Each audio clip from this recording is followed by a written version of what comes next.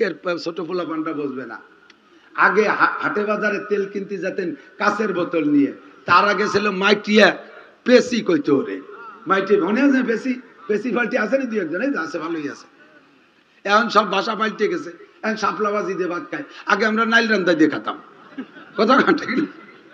এখন অশ্রমী যায়, আগে আমরা আঁকতে যেতাম বাগানে। সব পাল্টে গেছে, এই জন্য একটু পুরন কথা জুড়িয়ে টানতে হয়।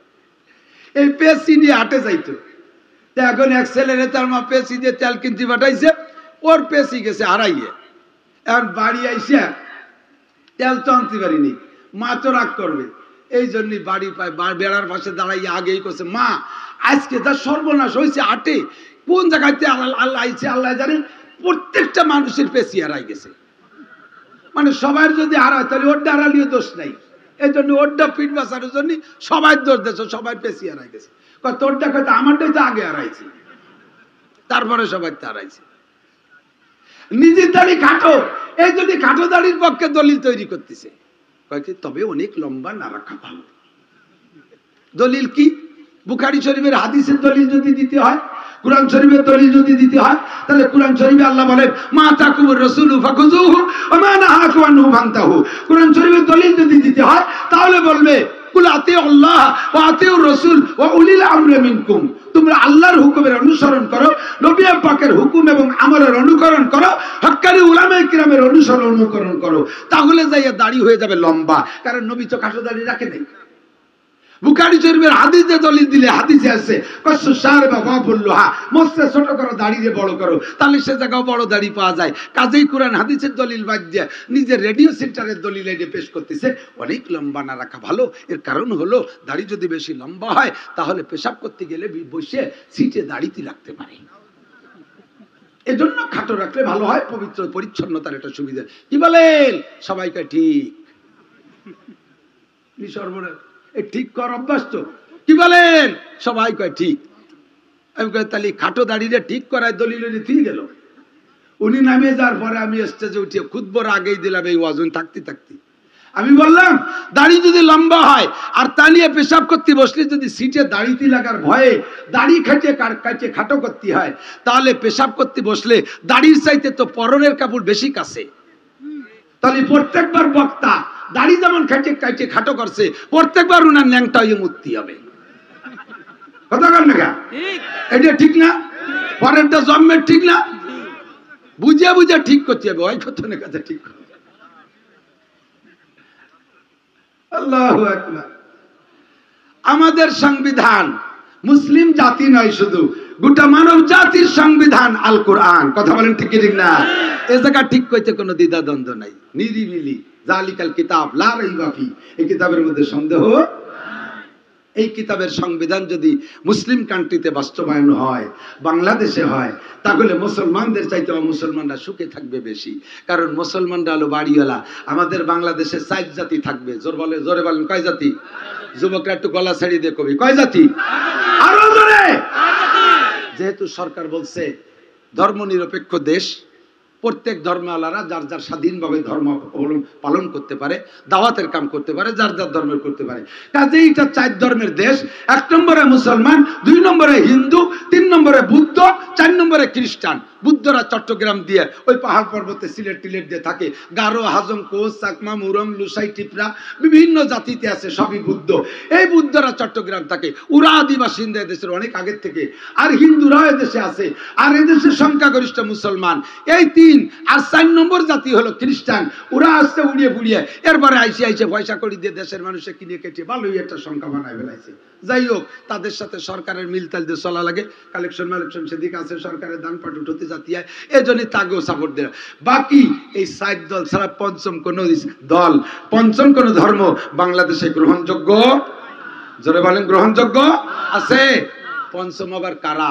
আরেকটা দল নতুন আবিষ্কার হয়েছে, তাদের নাম হলো আহমদী মুসলিম জামাত। একটু মুখস্থ করেন, কি নাম? আহমদী মুসলিম জামাত। শব্দটা আপনারা পাবলিকরা শুনলে মনে করবেন যে তাহলে তো ভালো দল। এক হলো আহমদী, আমার নবীর নামে নাম, 2 নম্বরে মুসলিম, আবার সাথে জামাত, এ আরবি নাম, এ তো খারাপ হতে পারে না। হিন্দু শুনলে বোঝা যায় হিন্দু, বুদ্ধ শুনলে বোঝা যায় কাফের, খ্রিস্টান শুনলে বোঝা যায় খ্রিস্টান। আর এটা হলো আহমদী মুসলিম জামাত, তাহলে এটা সঠিক জামাত। এই জামাতটা গোলাম আহমদ কাদিয়ানির আবিষ্কৃত দল। গোলাম আহমদ কাদিয়ানি দাবি করে আনা খাতামুন নবিয়্যিন, আমি শেষ নবী। একটু জোরে কবেন না কি? কি বিল্লাহ, কি বিল্লাহ? গোলাম আহমদ কাদিয়ানি শেষ নবী? ও কাফের। জোরে বলেন কি? তোরে দেশে, এই দেশের জনগণ, ফরিদপুরের জনগণ, আলপাডাঙ্গার জনগণ, বলবাড়ির জনগণ, গোপালগঞ্জ বক্সিতপুরের জনগণ যদি পায়, তোর কাল্লা ছিঁড়ে পদদলিত করে তোর বডিকে চুরো চুরো করে পায়খানার মধ্যে নিক্ষেপ করবে। কাদিয়ানীদের আস্তানা বক্সির সাথে হাত উঁচু হবে। কাদিয়ানীদের আস্তানা এভাবে না দিলে নারায়ে তাকবীরে জোর হয় না। নারায়ে তাকবীর। কাদিয়ানীদের আস্তানা, ইহুদিদের দালালরা, আমার নবী তোমার নবী, বিশ্ব নবীর শত্রুরা, বিশ্ব নবীর শত্রুরা, নারায়ে তাকবীর, আল্লাহু আকবার। মাশাআল্লাহ। মর্দে মুজাহিদ যদি এখনই ডাক দেয়, রেডি রেডি, ধর কাদিয়ানীদের ধর, ধর কাদিয়ানীর ধর। বদমায়েশ আবার একটা নিউ ইসলাম নিয়ে আইছে, বায়েজিদ খান পন্নী, কুরআন হাদিস জানে না, তার তলা গেছে সন্নি। সে আর কলিবার রেখে গেছে, তার নাম সেলিম। তুতমার উপরে একটুক একটুক খাইজুনি খাইজুনি, বগল সাইজের কটা দাড়ি। বগল কি 1 বিঘত লম্বা হয় নাকি? একটুক একটুক হয় না? ও যতই বাইলি বুঝে রান, বেশি বড় হয় না। এই বগল একটু, সেলিমের দাড়ি একটু। মহিলা যে পুরুষ দিয়ে একসাথে মিশাইয়া হজবরল, একটা পুরুষ একটা মহিলা নামাজও পড়বা, আপাকে পাশে নিয়ে আনন্দ করবা। সাড়ে হারাম জাদা ও ইমাম আর নামাজ পড়ায়, মুসল্লি সব জায়গা ছড়াই গেছে। এত তাড়াতাড়ি পড়ায় যে জায়গা মতো ওর সাথে যাইয়ে পারে না। কেউ রুকুতি, কেউ সিজদায়, কেউ আদাবতে, কেউ দাঁড়ানো, কেউ আত্মাতুতি। সেলিম আর এক জায়গা, মুসল্লি আর এক জায়গা, বইরিয়ে নামাজ পড়িয়ে মুসল্লি ছড়াই গেছে। এ একটা শরীয়ত নিয়ে আইছে। এর ভক্ত যুবকরা বেশি। ও যুবক, দিন বদলের পালা, তাই বলে কি ধর্ম বদলেরও পালা? প্রতিদিন তোমরা নতুন নতুন নিউ কিছু পছন্দ করো, তাই তোমরা নতুন কিছু পাইলেই গ্রহণ করো। আমার বুড়ো বাবাকে একটা স্বভাব আছে, উন্ডা হয় কথা নয় কথা, যাত্রার পাশে দৌড় দেয় না। যদি বেদাতরে বুঝে দেয় বুড়ো রে, বাবা তুমি যে বয়সে বেদাত বুঝছো, এই বয়সে আমারও দাঁত নাই। এই দাঁত আমার কথাও পড়ে গেছে, আমিও বেদাত। কাজেই আনাই ওয়াকালে আমারে টাইনি টু নদীক নেওয়া যাবে না। আমার বাপ দাদা 14 গোষ্ঠী যাওয়াইরে মরছে, আমারে তাইরে মরতে দেয়। বুড়ো কালে আমার মাথার মধ্যে কোনো তা রয়ে না। কান ধরে টানবেন ছাগলের মতো, ছাগলরে খালের উপরে নিতে যাবেন, দেখবেন গাছ বাঁধাবে। ছাগলে কয় চামড়ি চাল চালে যায়, দামড়ি রাহা যায়, কান উপর চলে যাবে, ঠ্যাংই পার থাকবে। এই বুড়োরা এইভাবে টাইট দিয়ে বসে থাকে।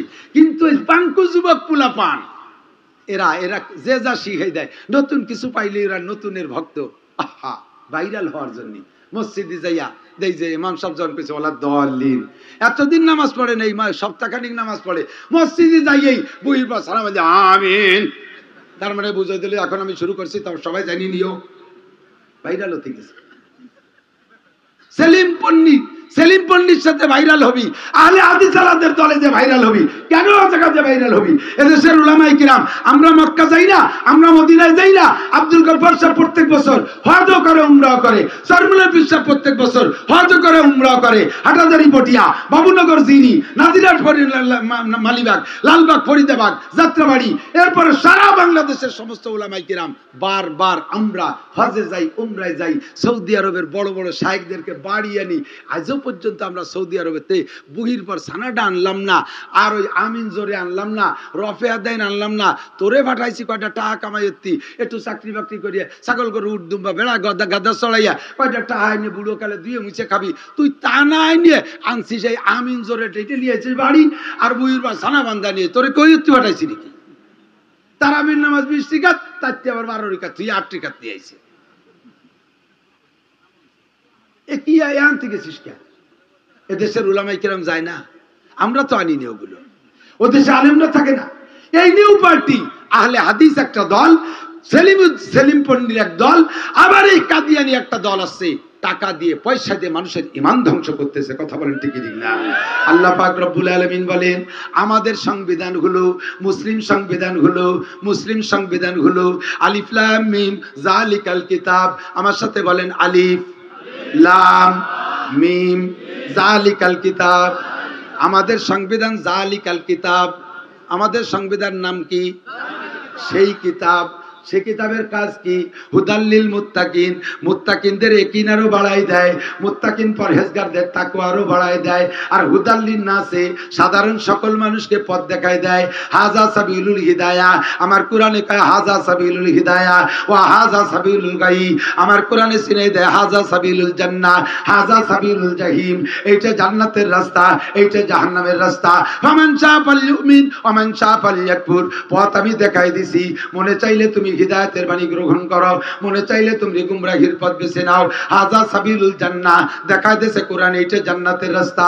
হাজা সাবিলুল জাহিম, এইটা জাহান্নামের রাস্তা। মনে চাইলে জান্নাতে যাও, মনে চাইলে জাহান্নামে যাও। এটা একসাটিয়া সর্বসাধারণকে শিখাই দিয়েছে আল্লাহর কোরআন।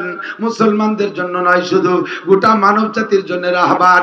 এই কোরআন যেই মেনে চলবে, রাষ্ট্রীয়ভাবে মেনে চললে রাষ্ট্রের মধ্যে সকল শ্রেণীর মানুষের শান্তি আসবে।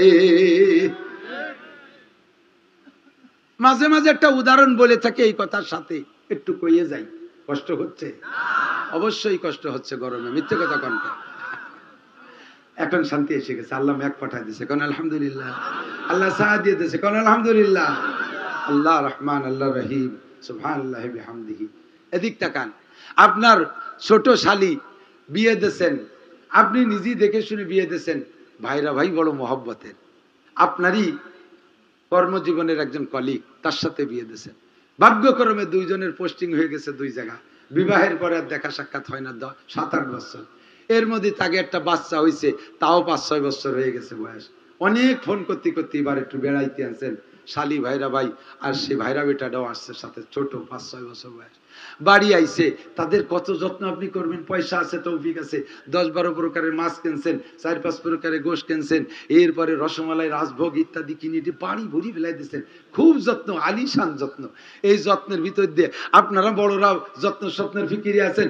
আর ওই ভাইরা বেটাটা ছোট, আপনার ওই সাইজের একটা ছেলে আছে 5-6 বছর। এবার দুই খালাতো ভাই খেলাধুলা করতেছে, এটা আইনে খেলে, ওটা আইনে খেলে, সেটা আইনে খেলে, কোনোটা ভাঙ্গে, কোনোটা ঠিক রাখে। ইতিমধ্যে যাইয়া আপনার নিজের ছেলে একটা গিলাস, কাছের একটা গিলাস, পুরনো আপনার মার আমলে একটা গিলাস, তার নাম হলো রূপবান গিলাস। ওই যে আগে পোশাকে কাজ দেওয়া না তো, বেরিয়ালানা ব্যস্ত, রূপবান গিলাস 1.5 দাম, তাই নিয়ে ভেঙে ফেলাইছে। আপনি যাইয়ে গাড় চাইপে 2 থাপ্পড়, শয়তান শেষ করে ফেলাবো, তুই গ্লাস ভেঙে ফেলাইছিস, কয়েকদিন পর তুই শোকেজও ভাঙবি, এই করে ছেলেরে 2 থাপ্পড়। আপনার ভাইরা ভাই ঠেকাইছে বিয়েই, ভাইজান ছোট মানুষ, এই কইয়ে ঠাই ঠুই যাইতে না যাইতে আপনার ওই বাইরা বেটা শোকেসের ভিতরে থেকে হ্যাঙ্গারে ছিল আপনার নিজের আনা, বেলজিয়াম গেছিলেন, চায়নার বেলজিয়াম, সে জায়গা থেকে অরিজিনাল বেলজিয়াম কোম্পানি থেকে 12টা গিলাস নিয়েছিলেন, হ্যাঙ্গারে রয়েছে। সেই 12টা গিলাসের দাম 12,000 টাকা। সেই গিলাসের হ্যাঙ্গার দরিয়ায় না আপনার বাইরা বেটা স্লিপ করে পড়ে 12টা ভেঙ্গে গুঁড়ো গুঁড়ো করে ফেলাইছে। আপনার তো কলজা ফাড়িয়ে যাচ্ছে। আপনি কারণ একটু আগে 1.5 টাকা দামের রূপবান গিলাস ভাঙছে আপনার ছেলে, তাই দিয়েছেন থাপ্পড়। আরে এখন 12টা বেলজিয়াম গিলাস ভাঙছে ভাইরা বেটা, কিরম ঠেয়ার কথা। ভাইরা ভাই টের পাইয়া যে আমার ভাইরা ভাই তো জান বের হয়ে যাচ্ছে, গিলাস ভেঙে ফেলাইছে, তার নিজের হাতে রানা গিলাস যাইয়ে শাসন করার জন্য তার নিজের ছোট ছেলেরে যাইয়া এক থাপ্পড়। শয়তান, জীবনে কোনোদিন আর এইগুলো করবি? আপনি কি করবেন বলেন তো? আপনি যে ভাইরা বাইরে ঠেকাবেন, শাট আপ, নো টক বাটুসকুত, কথা হবে না। ও ছোট মানুষ বোঝে, ও ছোট মানুষ বোঝে। ও 12টা গিলাস ভাঙছে, তাতে কি হয়েছে? আমার শোকেস ভরা গিলাস, তা 12টা ভাঙছে শোকেস ভরা গিলাস, তার কেউ নতা। তা আগে তোমার ছেলে একটা ভাঙলো, তারে মারলে কে? এইটাই হলো মেজবান আর মেহমানের পার্থক্য। বাড়িওয়ালা আর আগন্ত মেহমান, এদের পার্থক্য এখানে। আপনি এবার বলবেন ফার্দার ওর গায়ে হাত দেবা না, পুনরায় যদি মারো ও জীবনে কোনোদিন খালা বাড়ি বেড়াতে আসবে না, তোরে ওরে ফিরে আবার বেড়াতে আসতে বলবে না, আমি ও বাড়ি যাবো না, আমি মরি গেলি তো তোমরা যা বেড়া আছে, ও বাড়ি গেলি মায়ের খাওয়া লাগে। এই বলে আর কোনোদিন বেড়াতে আসতে চাবে না। আর নিজের ডারে মারবেন কেন? আজকে যদি এক গ্লাসে না মারেন, পরের দিন ওই 12টা ভাঙবে, পরের দিন শোকেস ভাঙবে, পরের দিন আড়ি গলা ভাঙবে, ওর ভাঙ্গার একটা হাত এসে যাবে। আর ও আইছে মাত্র একবার, কাজেই ও অতটা ভাঙতে পারবে না। একবার ভাঙতে চলে গেছে, ওর আসার রাস্তা খোলা রাখতে হবে, ওরে মারা যাবে না। এই দেশের মুসলমান, মুসলিম কান্ট্রিতে যদি ইসলামী আইন বাস্তবায়ন হয়, আল্লাহর হুকুমে ভাবে দুই ভাগ করে দিয়েছে। মুসলমান যদি জিনা করে, আযানিয়াতু যানি ফাজলিদু কুল্লা ওয়াহিদিন মিনহুমা মিয়াতা জালদা, যদি অবিবাহিত মুসলমান নারী আর পুরুষ জিনা করে ধরা পড়লে তাদেরকে 100 ডোরা মারো, সামলা শুলে ফেলায় তো পিটাইয়া। আর সাইকত ইজা জানাজা ফারজুমুহুমা, বিবাহিত যদি জিনা করে পাথর মেরে শেষ করে দাও। মুসলমান।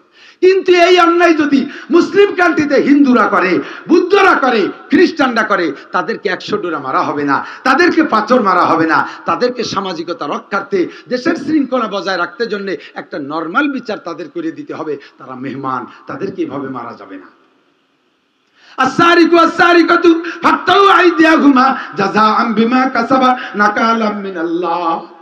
আল্লাহ পাক বলেন, চোর আর চোরনি যদি মুসলমান হয় চোর, মুসলমান যদি মহিলা চোর হয়, ফাক্তাউ আইদিয়াহুমা, দুইজনের হাত কাটিয়া দাও, জাযাআম বিমা কাসাবা, এটা তাদের কর্মফল, নাকালাম মিনাল্লাহ, আল্লাহর পক্ষ থেকে এটা হলো শিক্ষা, আল্লাহর পক্ষ থেকে এটা হলো শিক্ষা। এটা হলো মুসলমানদের বিচার। ইসলামী কান্ট্রিতে মুসলমানের হাত কাটো, হিন্দু বুদ্ধ খ্রিস্টানরা যদি মুসলিম কান্ট্রিতে চুরি করে ধরা পড়ে, তাদেরকে হাত কাটবা না, কারণ তারা কোরআন মানে না, কোরআনী সংবিধান তারা বোঝে না, ওদের পর কোরআনী আইন প্রয়োগ করা যাবে না। মুসলমান আর মুসলমানদের ভিতরে পার্থক্য এই জায়গা, হুদাল্লিন নাস, আমার কোরআনে সকলের শান্তি বহন করে, আমার কোরআন দুনিয়ায় আল্লাহর পক্ষ থেকে শান্তি নিয়ে আসছে, ঠিক কি ঠিক না?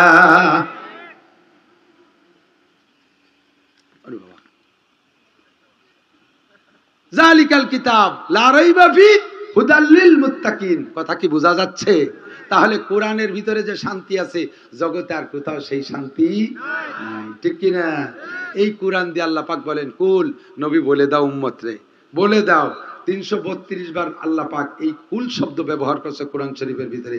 ভেরি ভেরি ইম্পর্টেন্ট সাবজেক্টে সামনে রাখা আল্লাহ তাআলা বাধ্যতামূলক বলছেন। নরমালি 6666 আয়াতের মধ্যে ওয়াজ করছে আল্লাহ, কিন্তু 332টা পয়েন্ট খুব ইম্পর্টেন্ট, ভেরি ভেরি ইম্পর্টেন্ট। এই জায়গা আল্লাহ তাআলা কুল বলো, কি বলবো আল্লাহ বলে দাও, কুল আউযু বিরাব্বিন নাস, কুল আউযু বিরাব্বিল ফালাক, কুল হুয়াল্লাহু আহাদ, কুল ইয়া আইয়ুহাল কাফিরুন। কুল মানে বলো, এগুলো বলো, তাড়াতাড়ি বলো। আর একটা কি, কুল বলে দাও আতিউল্লাহ, আল্লাহর হুকুমের অনুসরণ করো।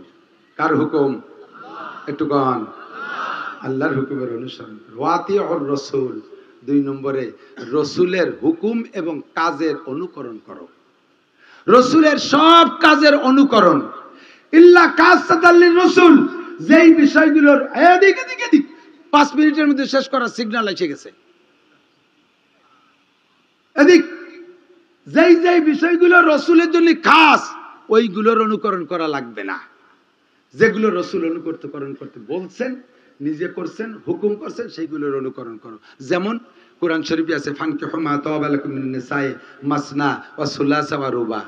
নবী এই আয়াত আমাদেরকে পড়ে শুনাইছে, তরজমা হলো, তোমাদের যদি সঙ্গতি থাকে, শারীরিক অবস্থা ভালো থাকে, আর্থিক অবস্থা ভালো থাকে, প্রশাসনিক যোগ্যতা থাকে, ইনসাফি মিজাজ থাকে, তাহলে তুমি একজন পুরুষ 2টা 3টে 4টে পর্যন্ত বিয়ে করতে পারো। তাহলে নবীর বক্তব্য কোরআন শরীফের আয়াতের মাধ্যমে আমাদের জন্য মাননীয়, অর্জনীয়, স্মরণীয়, করণীয় কি? সর্বোচ্চ বিয়ে কয়টা? একসাথে কয়টা বউ রাখতে পারবেন? সাহস পাচ্ছে না এক বিটারও, সব গেছে গলা বসে। হ্যাঁ, বিটি এনতে জোরে কলিবেরা, বিটিরা শুনলি বাড়ি যে বেকায়দায় বুড়ি যাবে, তাইতি বউ কয়টা রাখতে পারবেন? কয়টা? বিটিরা লাগায় অজ্ঞ, যে পরিমাণ মহিলা বাড়ছে, এক একজন পুরুষ 4-4 বিয়ে না হলি ও খাবে কিনা? বিয়ে কয়টা? কিন্তু নবী একসাথে বিয়ে রাখছেন, বউ রাখছেন 9টা, স্ত্রী রাখছেন 9টা। এই কাজে নবীর সাথে অনুকরণ করা যাবে না, ওটা খাসসাতান লির-রাসূল। কোরআন শরীফের ভিতরে আসছে, তুমি একাই শুধুমাত্র 9টা স্ত্রী রাখতে পারবা, খাসসাতান লির-রাসূল। উম্মতে যেন আবার 9টা বিয়ে বসে না, তারা করবে কয়টা? এই একটা কাজ, এরকম দুই একটা কাজ আছে, দুই একটা কাজ আছে নবীর জন্য কাজ। আর যেগুলো নবী টুপি পরছে আমিও পরবো, নবী পাগড়ি পরছে আমিও পরবো, নবী দাড়ি বড় রাখছে আমিও রাখবো, নবী ছোট মোষ রাখছে আমিও ছোট মোষ রাখবো, নবী জুব্ব পরছে আমি জুব্ব পরবো, নবী দস্তারখান ব্যবহার করছে আমি দস্তারখান ব্যবহার করবো, নবী মেসওয়াক ব্যবহার করছে আমিও মেসওয়াক ব্যবহার করবো, নবী নামাজ পড়েছেন জামাতে, জোরে বলেন কোথায়? নবী কোথায় নামাজ পড়েছে? আমাদের এই দেশের এক জৈট মৈশ বগল পার্টি ভণ্ড দাতাল, দাঁত মাজে না কতকাল, কোদাল যে সাফ করলে দাঁতের তো কবরে জড়ি দুই জুড়ি মারবে, গাঁজা খাইয়ে সারা টাকা বোতল বানাই বেলাই দিছে। এই সাড়ে খবিসির দল, ওরা কয় যে সিজদা দেবো কোন জায়গায়, ইবলিশ শয়তান সারা দুনিয়ায় সিজদা করে জায়গা না পাক করে দিয়ে গেছে, এই জন্যই বলে নামাজ পড়তে জায়গা পাই না খুঁজে খানকার মধ্যে বসে বসিয়া মুরিদ মুত্তা কিনে গাজার আড্ডা মারে। এগুলোর শয়তানের চাইতো এরা 3-4 ক্লাস উপরে পড়াশোনা করে। কতক্ষণ ঠিক না? আমার নবী জীবন করে জামাতে নামাজ পড়েছেন, আমিও জামাতে নামাজ পড়বো।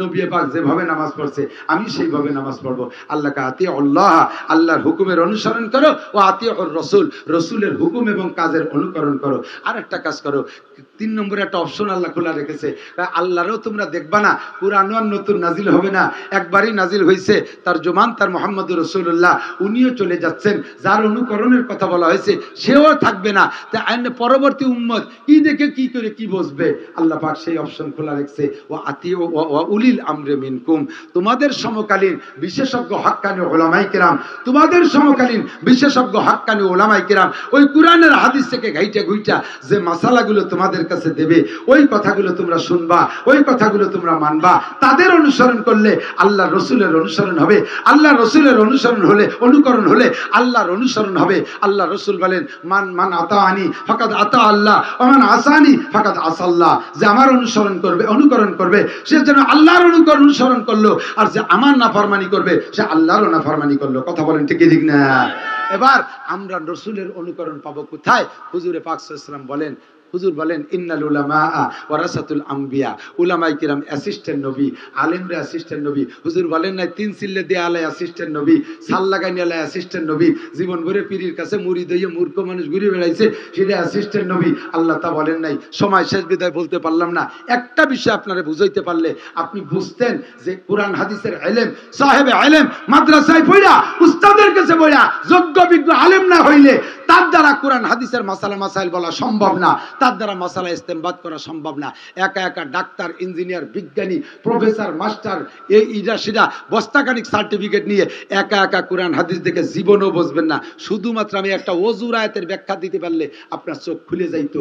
আমরা এইরকম সমস্ত মাসালাগুলো ব্যক্তি জীবন থেকে না আন্তর্জাতিক জীবন পর্যন্ত যত মাসালা লাগবে সমস্ত মাসালা কোরআন হাদিস থেকে আবু হানিফা, শাফি, আহমদ, মালিক, বুখারী, মুসলিম, তিরমিজি ওয়ালা হাজারো উলামায়ে কিরাম গাইটে গুইটে বের করে আমাদের সামনে প্লেটে দিয়ে গেছে। আমাদের আর চিনতে নাই, ওখান থেকে খাবো।